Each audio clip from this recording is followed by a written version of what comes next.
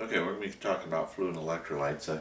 This first slide here, you can see that it's just kind of showing, if you take a look at it, that preterm neonates, right, when you get down here, the infants, they have a higher body percentage of water than the adult, right? The older you get, you can see that the percentage of fluids goes down. So that means that the elderly are at higher risk of dehydration because they already have less reserve than you do with the younger ages. Even though the infant is really got a higher percentage of water to begin with, they need that higher percentage of water because they don't have the ability to save water the way an older child would. Their kidneys are too young, so they're not good at saving the fluid and reabsorbing the fluid when we need to. And then if you look, there's like a difference here between men and women. Not a real significant difference there, but one thing to know on this slide is when you have somebody who is overweight, you don't think of an overweight person necessarily as somebody at risk for dehydration, but they are. Their percentage of body fluid is actually lower than a lean person's because the fat repelling oils in the fat cells, they don't hold the water. So they are at a higher risk for dehydration also. So the elderly, not only do they not have the reserves, as you can see here, their thirst center isn't as efficient, so they don't actually necessarily know that they're thirsty. In fact, directions to them should be, don't drink when you're thirsty. Your direction should be, when your mouth starts feeling dry, drink, right? Another thing is, it's more of a pain in the butt for them to go get fluids. So, since it's so much work to go get it, they're less likely to get a drink of water as soon as what a person who can just walk out to the kitchen and grab a drink of water. Another adult with very high risk of dehydration is an adult with all these problems, and you have a dementia on top of it, right? So they don't really know enough to put things together to go get their water, right? So dementia, they're a very high risk person. Elderly person with dementia is very high risk for dehydration. Okay, when you take a look at this one here, it's just showing the different compartments, fluid compartments. You actually have, you can think of it as two. You have intracellular fluid and extracellular fluid. The intracellular fluid is all the fluid that's inside of all of my cells, right? So inside of my cells, you have 2/3 of the total amount of body fluid. 2/3 of that total amount of fluid in my body is inside of all of the little cells that I have. 1/3, isn't that something? So that means over half of it is inside of all of the cells. 1/3 is what's extracellular. That's all the fluid that's around the cells, all the other fluid, right? All the fluid that's in my blood, all that plasma that's in my blood, that's only 1/3 compared to 2/3 is inside the cells. Another good thing to know about this is those three compartments here. You have your interstitial compartment, that's the fluid. We know that we have fluid in our blood, right? You look in the vein, and if you pull that blood out, of course there's fluid in it, right? It's full of plasma. But what we don't think about is that, my skin here, there's a lot of fluid in there that's not in the cells. I mean, things have to be able to, there has to be a waterway to get from the vessels and over and then cross into the cells. So all that fluid that's in between all of your cells and around your cells, that's your interstitial fluid. So you have interstitial fluid, the fluid that's in the tissues, right? Stitial tissues. So intravascular is the plasma, that's the blood. That's, everybody thinks about that when you think about fluids in your body. You think about blood, right? And transcellular. The transcellular, the best example of that is your cerebral spinal fluid. Inside of there, bathing our brains and all the way down the spine. But also, like in my eyeball, the pericardial sac has a little bit of fluid around it, right? The pleural space around the lungs, all that has fluid in it. That's all transcellular fluid, right? So the big thing to know here is that you have 2/3 of your fluids are intracellular, 1/3 is extracellular, and we have interstitial and intravascular and transcellular are all forms of extracellular fluid. Electrolytes. Substances whose molecules dissociate into ions when placed into water.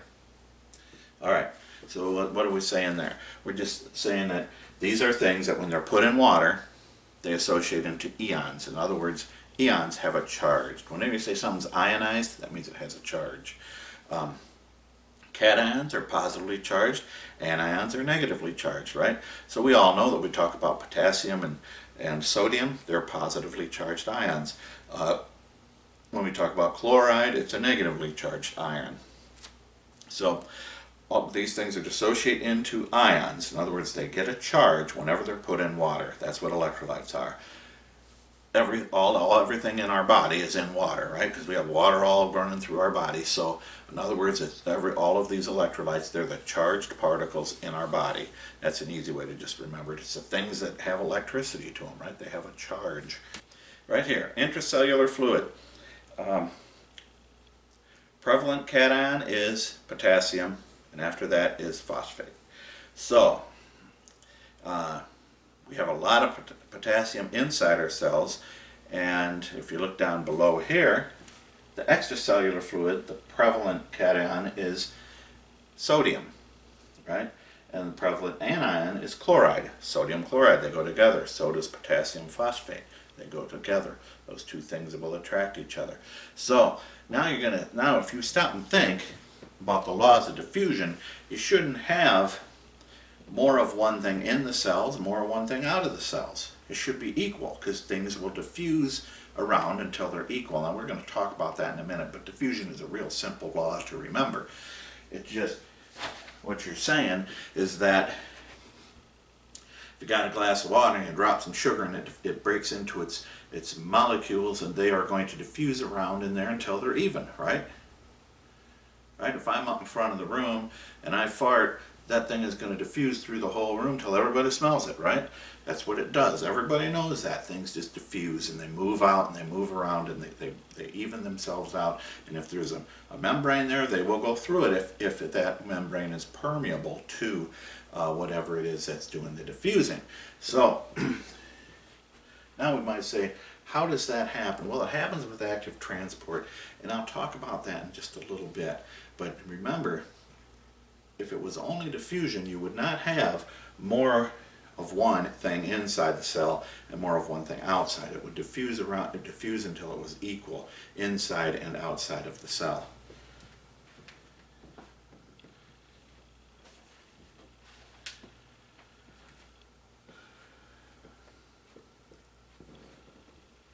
Okay, so right here we're talking about mechanisms controlling fluid and electrolyte movement. So simple diffusion. Now that's what we were talking about, right? If we were talking here that I have a cell, right? Here's a cell, and we just said that we have a lot of potassiums inside the cell, right? Have a lot of them in here. And we have a lot of sodiums outside the cell. Now, by diffusion, movement of molecules from a high to low concentration. In other words, there's a whole glob of something here, whole glob of gas. It's going, and then you let it go. It's going to diffuse out into this entire room, right? If you got a door open, it will diffuse right through that doorway. Now let's say you have the door closed, but there's cracks below and above the door, right? So it'll come and it'll still diffuse, but it will diffuse slowly, but it will eventually diffuse out into my hallway here and diffuse out of this room. So, and that's diffusion. And they would diffuse until they were evenly distributed in and out of the cells. So something has to make it go against its concentration gradient, right? So, and we will talk about that here, I think, in just the next slide or so. And facilitated diffusion, it's a little different than simple diffusion. Facilitated diffusion is, it's going to need some help. It still doesn't take energy for this to happen. This just happens. It's a law of nature. It's just like if I drop a ball, it drops down to the floor. If I'm holding a ball here and I let it go, it drops down to the floor. It doesn't take any energy for that to happen. It just happens. So that's what happens with diffusion. Facilitated diffusion, same thing. Not taking any energy for it to happen, but it's going to need some help. When I said before, you have that doorway there. Let's say that doorway was tight and whatever it is you have diffusing can't get through. If you got something around that can turn the knob and open that door, then it will diffuse out into the hallway. That's the help that happens. A perfect example of facilitated diffusion is glucose going into your cells. In order for glucose to go into the cells, it has to have something that's able to get onto that cell and make it permeable, open that door. Right? And the thing that opens that door is insulin, right? So insulin, we know that we need insulin in order to get our glucose into the cells. It opens the door and lets it in, right? So, but then it just diffuses in with no energy, right? So nothing is pumping it in there or pumping it out. It just happens. Here's a little example of diffusion, right? Drop a lump of sugar into the beaker here, and then it spreads out until that whole amount of water just tastes sweet because it's spread out through the whole thing. That's as long as the sugar breaks down into its molecular form. This here is active transport, right? So this is kind of what I've been getting at all along when I was talking about the potassium being inside the cell, the sodium being outside the cell. You do have some sodium in here, and you do have some potassium out there, right? We know that we have a 3.4 regular amount out here. Well, what is it? 3.5 to 5.0, right? That's what we have out here. In here we got about a 140 level of potassium. Out here, what do we got for sodium?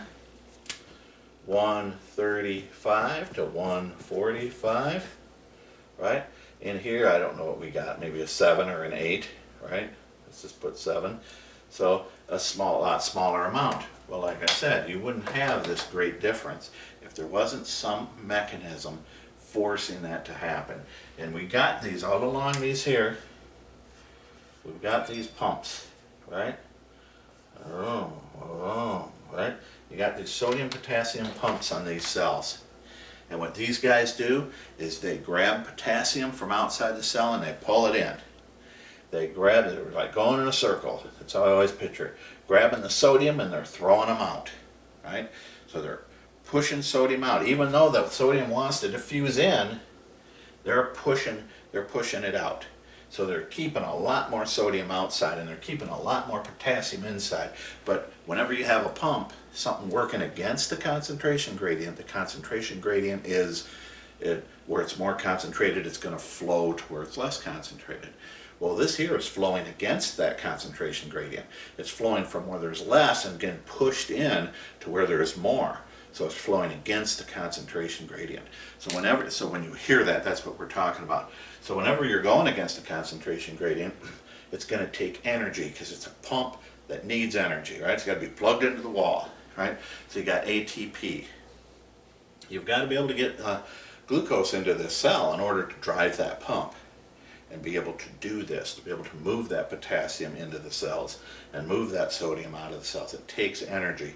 And the interesting thing about this here, what it does is you get this high amount out here and this high amount in there, and then when that cell gets a stimulus, it opens up these channels that are here, right? Now remember I said before, when something's diffusing, if you have the door closed, it'll diffuse in there. It'll diffuse under the door and over the door and get out into my hallway. And that's what's happening here. It can diffuse into the cell because the membrane is permeable to a certain extent.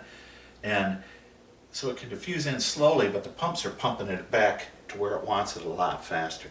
But when you get this stimulus, it opens these channels up. It's like somebody just took that door that the potassium was just sliding in and the sodium was just sliding out real slowly because it had to go under it. Somebody just opened it. Doesn't have to squeeze through that little crack under there anymore. Somebody just opened it, right? You got a stimulus to the cell, boom, it opens up. This potassium just rushes out of the cell, the sodium just rushes in. Somehow that creates an electrical impulse, way beyond my brain. But I just know that that's what the books say it does, so I believe them. So that's how we get our electrical impulses. So our potassium and our sodiums are off when they're not at the right levels. it will change how all this works. It won't work as well. It won't rush out. When this is high, it won't rush out as fast, right? And by the way, they call that depolarization. You get a stimulus to the cell, these channels open up, it rushes out, sodium rushes in. That is depolarization. And depolarization creates that electrical impulse.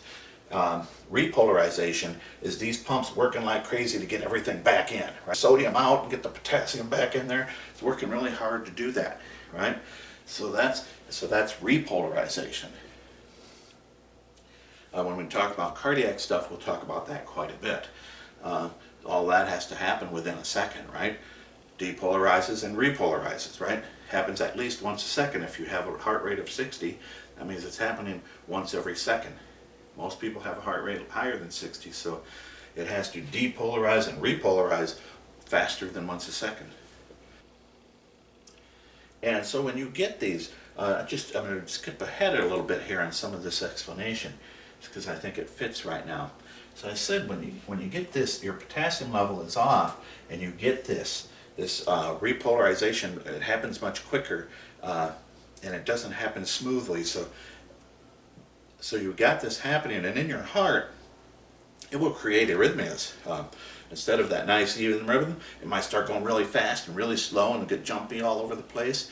And there's other things that I'll talk about when we get to it. But right now, let's say that you go into arrhythmias, dysrhythmias.